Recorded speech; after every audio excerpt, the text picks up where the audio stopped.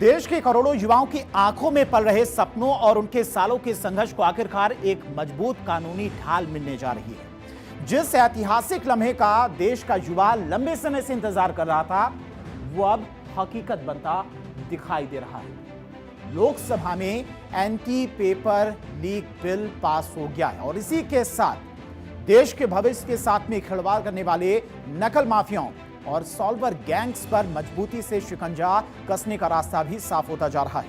लोकसभा में anti paper leak bill pass हो गया है। सरकार का दावा है कि यह कानून परीक्षा प्रणाली में पारदर्शिता लाएगा और पेपर लीक जैसे संगठित अपराधों में शामिल दोषियों पर सख्त कार्रवाई सुनिश्चित करेगा। यानी कि अब युवाओं के भविष्य से खिलवाड़ करने वालों के लिए बच निकलना पहले जितना आसान नहीं होगा। यानी कि कठोर कानून बनाए गए हैं और लोकसभा से यह बिल पास भी हो चुका है। अब बिल पास होने से पहले केंद्रीय कार्मिक और प्रशिक्षण मंत्री डॉक्टर जितेंद्र सिंह ने सदन में चर्चा का जवाब दिया और उन्होंने देशवासियों को बताया कि यह बिल देश खासकर युवाओं के लिए क्यों अहम है। और इसी दौरान नेता प्रतिपक्ष के आरोपों का जवाब दिया और कहा कि चर्चा के दौरान विपक्ष बिल पर राजनीति कर रहा है। सुनिए। बड़ा निराशाजनक है ये दृश्य विपक्ष को देख करके कि जब इतने महत्वपूर्ण बिल पर चर्चा हो रही है, जब इतनी संवेदनशीलता के साथ और प्रधानमंत्री मोदी जी की प्रतिबद्धता के साथ ये विधेयक लाया गया है, तो बजाय इसके कि संजीदगी से इस पर बहस की जाए, सुझाव दिए जाए, इस पर राजनीति करने का प्रयास किया जा रहा है। और मुझे हैरत है नेता प्रतिपक्ष एलओपी जी के व्यवहार पर।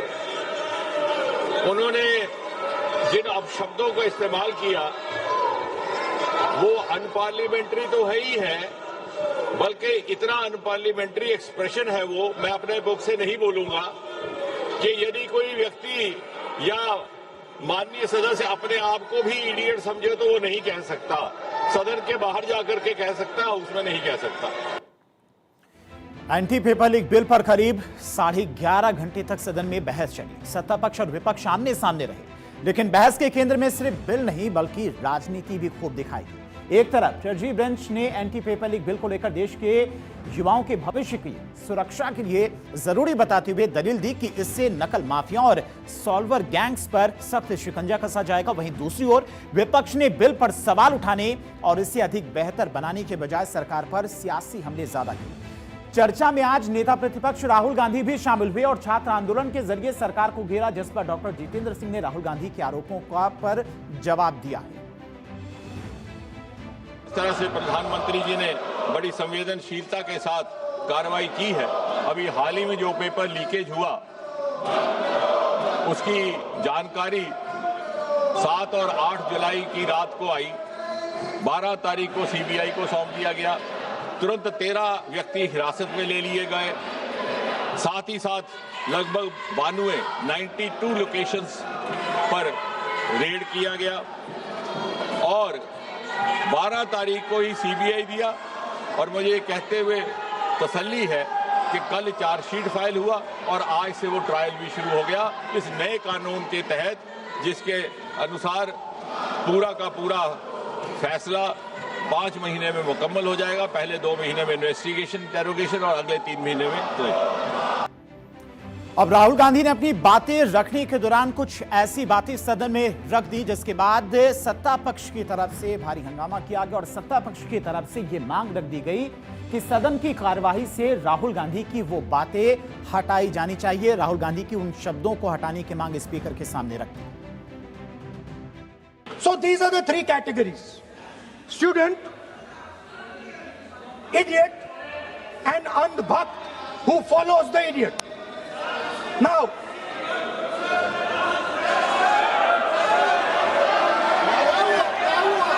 अभी जो शब्द मैं ये मानता हूं कि राहुल गांधी बहुत तरीके से ऐसा शब्द यूज कर रहे हैं, वो एक स्टूडेंट के नाम से ऐसा शब्द का इस्तेमाल कर रहे हैं।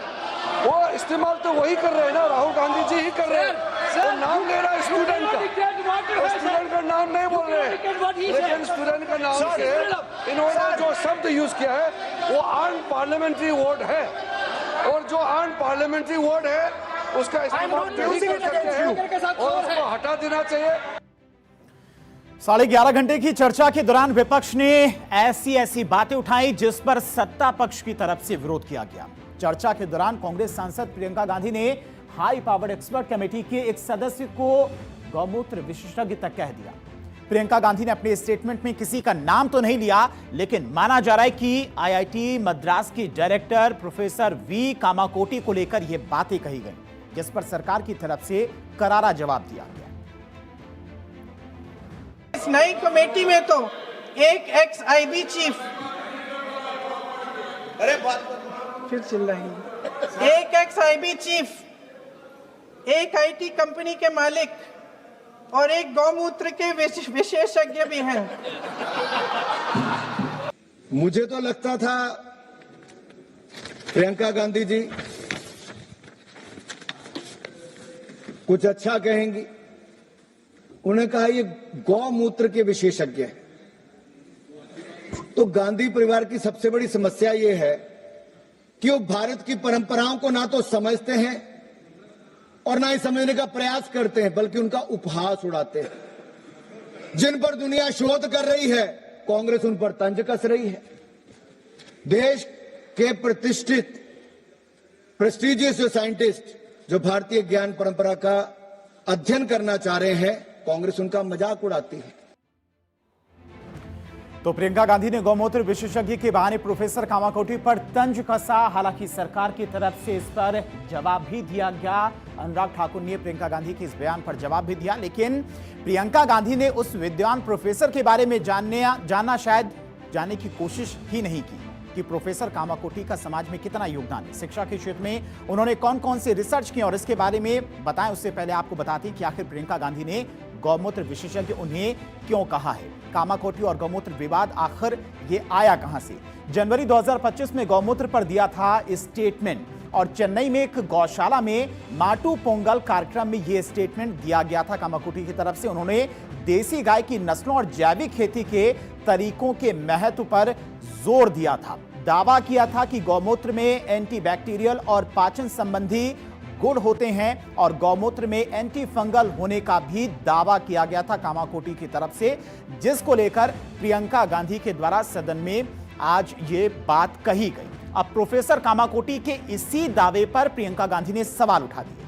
ऐसे में जानना जरूरी है कि प्रोफेसर कामाकोटी हैं कौन और उन्हें सिर्फ गौमूत्र विशेषज्ञ बताना उनकी बड़ी शैक्षणिक और वैज्ञानिक उपलब्धियों को नजरअंदाज करना है। बताते हैं कामाकोटी आखिर हैं कौन, क्या इनका बैकग्राउंड है। दुनिया के मशहूर कंप्यूटर वैज्ञानिक और आईआईटी मद्रास से कंप्यूटर साइंस और इंजीनियरिंग में पीएचडी कर रखी। 2001 में संस्थान की फैकल्टी में शामिल भी हुए थे। जनवरी 2022 में आईआईटी मद्रास के डायरेक्टर बने थे और कंप्यूटर आर्किटेक्चर, इंफॉर्मेशन सिक्योरिटी और वीएलएसआई डिजाइन के क्षेत्र में भी इन्हें एक्सपर्ट माना जाता है। आईआईटी मद्रास में माइक्रो प्रोसेसर डेवलपमेंट प्रोग्राम के प्रमुख भी रह चुके हैं। Information security education and awareness programme के हेड भी रह चुके हैं। नेशनल सिक्योरिटी एडवाइजरी बोर्ड के सदस्य भी रह चुके हैं।